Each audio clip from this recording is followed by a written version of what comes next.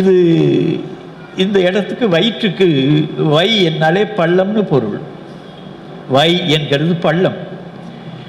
இது வயிறு என்பது பள்ளப்பகுதின்னு பொருள். படுத்த பிறகு நான் சொல்கிறது 3 லட்சம் ஆண்டுகளுக்கு முந்தி இருக்கிற அவன் படுத்தா இந்த உள்ள வாங்குது. இப்போ இருக்கிறபடி 3 வேளையும் முக்கி தின்கிறபடியான ஆள் இல்லை. பறவைகள் போல விலங்குகள் போல தேடி திரிந்து தின்கிறது தான் அவனுடைய வாழ்க்கை. வயிறு என்பது உள்ளடங்கியது. அதுக்கு கீழே இருக்கிற பகுதி அகம் என்கிறது அகடு என்று பெயர். அகடு உரி என்று பாம்புக்கு ஒரு பெயர் பதிவில், இலக்கிய பதிவில் இருக்கிறது. பிங்களத்தில், நிகண்டில், சூடாமணி நிகண்டில், நாமதேவி நிகண்டில் எல்லாவற்றிலும் போகுது. அகடு வச்சு அகட்டு ஊரின். நான் அந்த அப்டாமன் என்கிறதுக்கு அகடு என்கிற சொல்லை பயன்படுத்தியிருக்கிறேன்.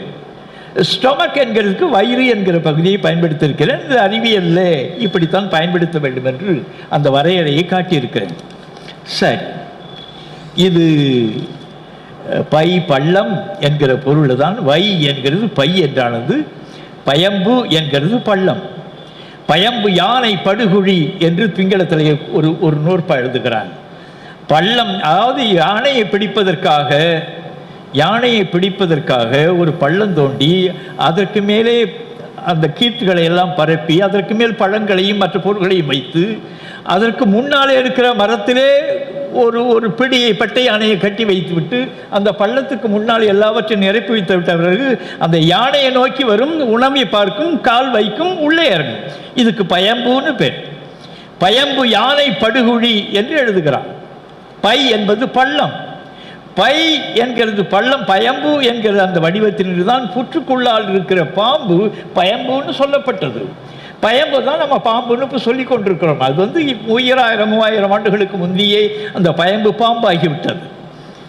அந்த புற்று என்கிறது அது கட்டினது இல்லை, கரையான் கட்டினது.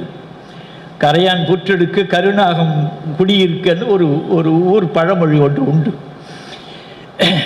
இந்த புற்று என்கிறது புல் என்கிற பொத்தல் தொடர்பாக இருக்கிற கருத்தில் சொன்னது கிடக்கு.